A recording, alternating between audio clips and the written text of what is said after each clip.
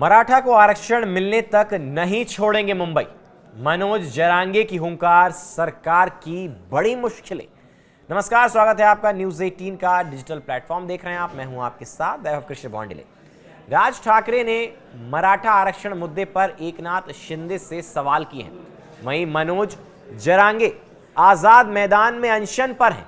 मुख्यमंत्री देवेंद्र फडणवीस ने समाधान की बात कही है। महाराष्ट्र नवनिर्माण सेना मनसे के प्रमुख राज ठाकरे ने मराठा आरक्षण पर बड़ी बात कही है। उन्होंने कहा कि उप मुख्यमंत्री एकनाथ शिंदे से पूछा जाना चाहिए कि मराठा आरक्षण का मुद्दा सुलझाए जाने के बावजूद ऐसा फिर से क्यों हुआ। मराठा आरक्षण कार्यकर्ता मनोज जरांगे का दक्षिण मुंबई के आजाद मैदान में समुदाय के लिए आरक्षण की मांग को लेकर अनशन शनिवार को दूसरे दिन भी जारी रहा।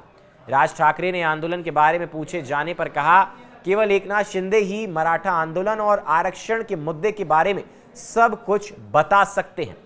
अगर आप जानना चाहते हैं कि मनोज जरांगे क्यों वापस आए हैं तो एकनाथ शिंदे से पूछें। पिछली बार जब वे मुख्यमंत्री के रूप में नवी मुंबई गए थे तो उन्होंने इस मुद्दे को सुलझा लिया था। यह मुद्दा फिर से क्यों उठा है, इन सभी सवालों के जवाब केवल शिंदे ही दे सकते हैं। इस बीच 32 वर्षीय एक आंदोलनकारी की शनिवार को दिल का दौरा पड़ने से मौत भी हो गई। मुंबई में चल रहे मराठा आरक्षण आंदोलन का आज तीसरा दिन है। अन्न पानी और बारिश की परवाह किए बिना समुदाय के लाखों जो लोग हैं वो मुंबई में आरक्षण के मुद्दे पर आंदोलन कर रहे हैं। मनोज जरांगे पाटिल का आंदोलन जारी है। वहीं शनिवार रात को मुख्यमंत्री देवेंद्र फडणवीस की उपस्थिति में बैठक हुई, इसलिए आज यानी रविवार 31 अगस्त 2025 को मराठा आरक्षण के मुद्दे पर समाधान निकलेगा या नहीं, इस पर पूरे राज्य की नजरें टिकी हुई हैं। मराठा आरक्षण की पृष्ठभूमि में मुख्यमंत्री देवेंद्र फडणवीस, मंत्री राधाकृष्ण विखे पाटिल और गिरीश महाजन के बीच शनिवार रात वर्षा बंगले पर लगभग 1 घंटे की बैठक हुई। मनोज जरांगे पाटिल का आंदोलन जारी रहने के कारण राज्य सरकार पर दबाव बढ़ गया है। आंदोलन के कारण मुंबई की यातायात व्यवस्था पर दबाव पड़ रहा है और नागरिकों को जाम का सामना भी करना पड़ रहा है। मनोज जरांगे ने रविवार को कहा कि मराठा समुदाय के लिए आरक्षण की उनकी मांग पूरे होने तक वह मुंबई नहीं छोड़ेंगे।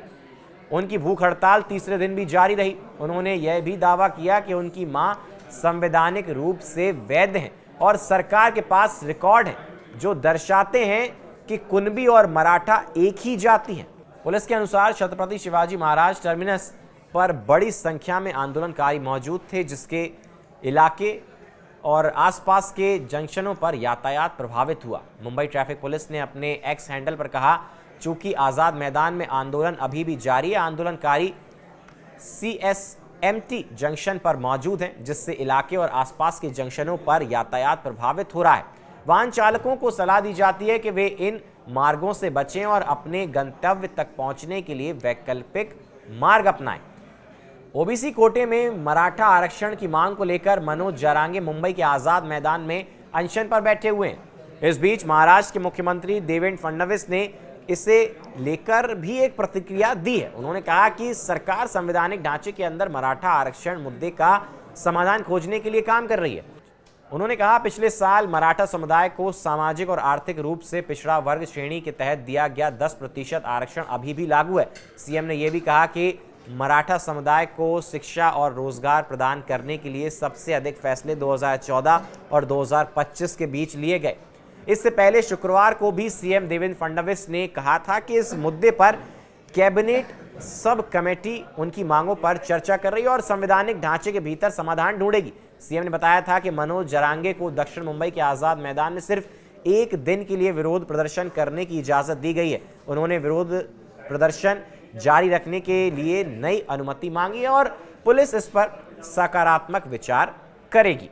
तो ये जो पूरा मामला है, मनोज जरांगे जो है उनका अनशन तीसरे दिन भी जारी है। अन्न पानी छोड़ के लगातार प्रदर्शन कर रहे हैं और जब तक न्याय नहीं मिलेगा तब तक अनशन करते रहेंगे, प्रदर्शन करते रहेंगे, ये भी वो कह रहे हैं। क्या कुछ सीएम ने कहा है वो भी हमने आपको बता दिया। कैबिनेट में क्या कुछ बातचीत हो सकती है वो भी बताया।